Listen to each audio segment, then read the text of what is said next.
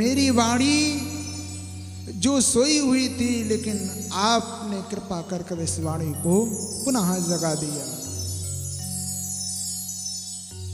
अब मेरी हर कोई इज्जत करेगा। अब अभी तक आप नहीं मिले थे, अब मेरे को आप प्राप्त हो गए हैं। भगवान ने ध्रुव जी महाराज से कहा, बेटा वरदान मांगो। ध्रुव जी महाराज ने कहा, आप मिल गए, अब हमें कुछ नहीं चाहिए। भगवान कहते हैं, बेटा आए तो किसी और के लिए थे। ध्रुव जी आए किस लिए थे? कि गद्दी मिले, लेकिन कह रहे हैं कि आप मिल गए, अब हमें कुछ नहीं चाहिए। भगवान ने कहा, नहीं, पहले तुम राज्य को भोगो और फिर हमारे पास तो तुम्हारी जगह सदैव है, हमेशा बनी है, कभी भी हमारे पास आ जाना। तो ध्रुव जी महाराज जी ने ऐसी बड़ी सुंदर स्तुति की और फिर पुनः जैसे ही वापस आए तो सबसे पहले सुरुचि मैया को प्रणाम किया। अगर कोई शत्रु, कोई दुश्मन भी तुम्हें भक्ति का मार्ग बता रहा है तो उससे बड़ा तुम्हारा कोई हितैषी नहीं है। सबसे बड़ा हितैषी हुआ है संसार में, जो भक्ति का रास्ता, जो भक्ति का मार्ग बता रहा है तुमको। और कोई तुम्हारा सच्चा मित्र है फिर भी वो गलत रास्ते पर ले जा रहा है, तो उससे बड़ा कोई तुम्हारा दुश्मन नहीं। जो हमें भगवान से मिलाए वही सच्चा मित्र है, वही सच्चा यार है।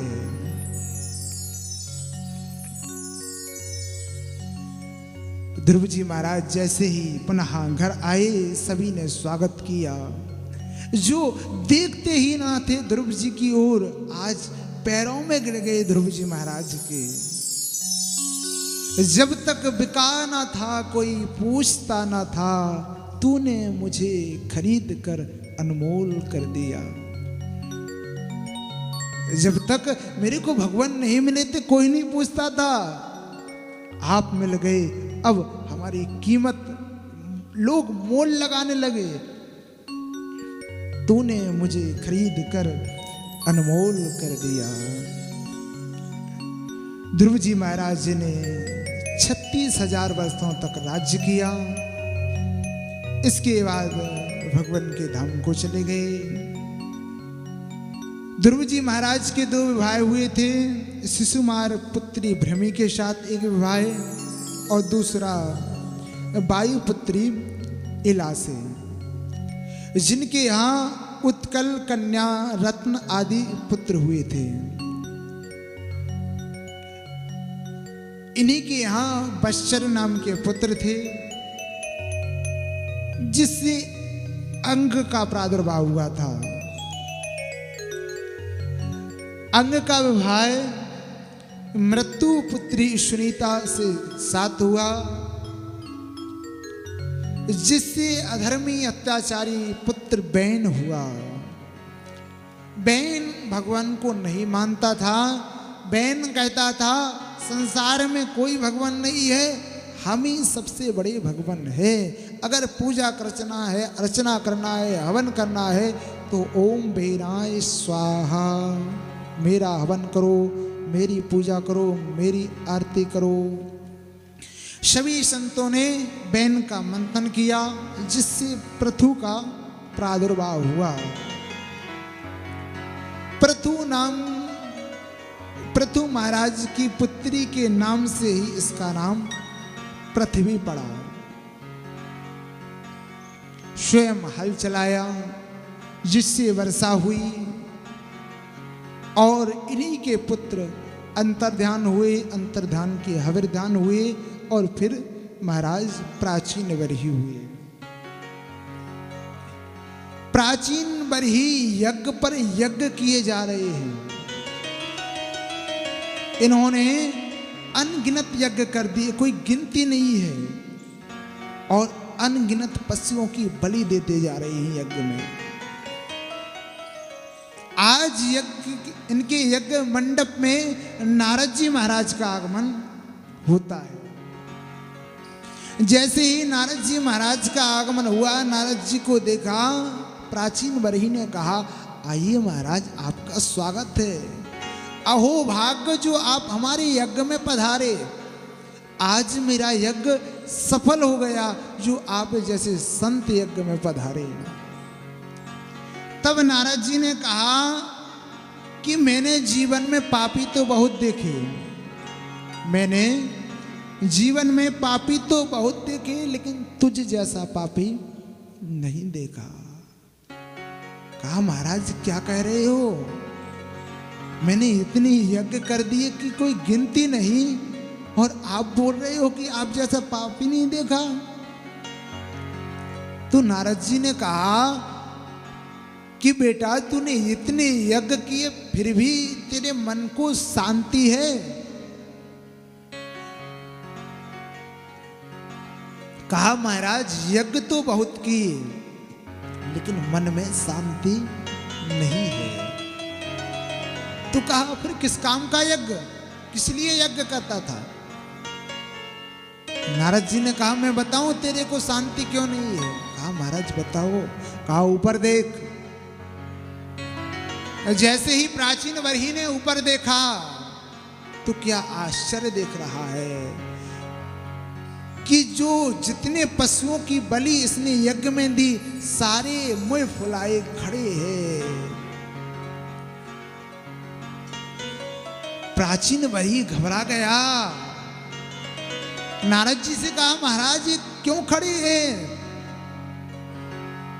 कहा अभी तक तूने इनको स्वाहा किया था, अब तू जाएगा तेरे को स्वाहा करेंगे, तेरे को खाने के लिए खड़े हैं। कहा महाराज ऐसा क्यों?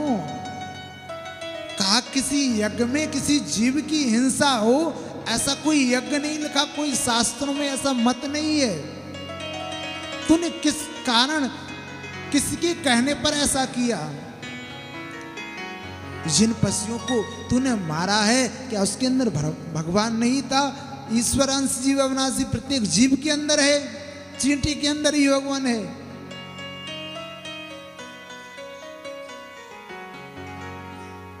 तूने मारा, कितना बड़ा पाप किया है तूने।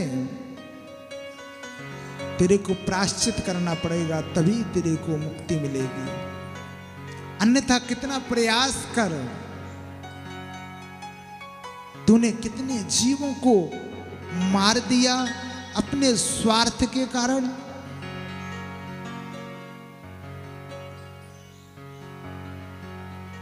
नारद जी ने परंजनोपाख्यान सुनाया। प्राचीन बरही से कहा प्राचीन बरही सुनो, तुमने इतनी यज्ञ किए लेकिन तुम्हारी मन में शांति नहीं है। तुम भगवान को छोड़कर आए हो और तुमने जिस लिए आए हो तुमने वह कार्य पूरा नहीं किया और पाप बढ़ा दिए। कोई भी जीव हो सब में परमात्मा का वास है। एकनाथ जी महाराज जल को लेकर रामेश्वरम गए। कहा चाहे कुछ हो जाए इस जल को हम रामेश्वरम ही भोले बाबा को चढ़ाएंगे। पैदल चल रहे हैं। एक दिन हुआ, 2 दिन हुआ, कई महीने गुजर गए। दृढ़ संकल्प है कि चाहे कुछ हो जाए जल वहीं चढ़ाना है। बड़ा विश्वास है, मानो 2-3 दिन का रास्ता और शेष है। पैरों में छाले पड़ गए, रक्त निकलने लगा, लेकिन संकल्प है चाहे कुछ हो जाए जल रामेश्वरम को ही चढ़ाना है। मानो यहां से मंदिर दिखाई देने लगा, नजदीक मंदिर है। प्रसन्नता हुई मन में कि हमारी मंजिल आ गई, पास आ गई। मंदिर दिखने लगा। जैसे ही मानो मंदिर थोड़े ही दूर रहा, आधे किलोमीटर, एक गधा तड़फ रहा है जो प्यास से दुखी है। अगर उसको थोड़ी देर जल नहीं मिलेगा तो उसके प्राण निकल जाएंगे। एकनाथ जी महाराज ने तनिक भी नहीं देखा और तुरंत वह जल उस गधे को पिला दिया। और जैसे ही उस गधे को जल पिलाया, उससे भगवान भोले बाबा प्रकट हो गए। बोलिए शंकर भोले भगवान की जय हो। भोले बाबा ने कहा, अरे लोग आते हैं और हमें उस रूप में नहीं पहचान पाते, और तुमने हमें इस रूप में पहचान लिया।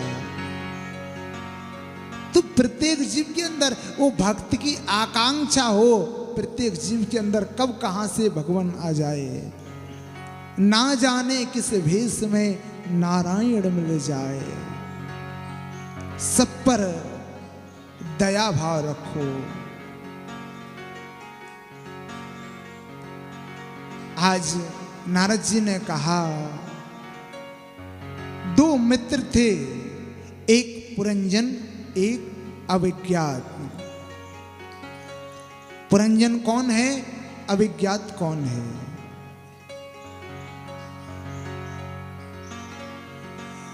अविज्ञात भगवान और पुरंजन हम सब हैं। दो मित्र हैं, जीवात्मा और परमात्मा। हम सब जीवात्मा हैं और ठाकुर जी परमात्मा हैं। तो हम सब ने एक बार ठाकुर जी से कहा, ठाकुर जी चलो हम सब संसार में देखें क्या है यह संसार। तो ठाकुर जी ने कहा, देखो हम तो यही ठीक हैं, हमें तो कहीं नहीं जाना, लेकिन आपको जाना हो तो खूब संसार देखकर आओ, लेकिन हमें भूल मत जाना, हमारी याद करते रहना। ऐसा नहीं कि तुम जा रहे हो और इस संसार में ही रम जाओ और हमें भूल जाओ कि कहां से आए हैं। तो हम सबको परमात्मा ने भेजा है कि जाओ घूम के आ जाओ। अब जैसे ही हम संसार में आए तो हर नगर में घूमे। 84 लाख योनि है, 83 लाख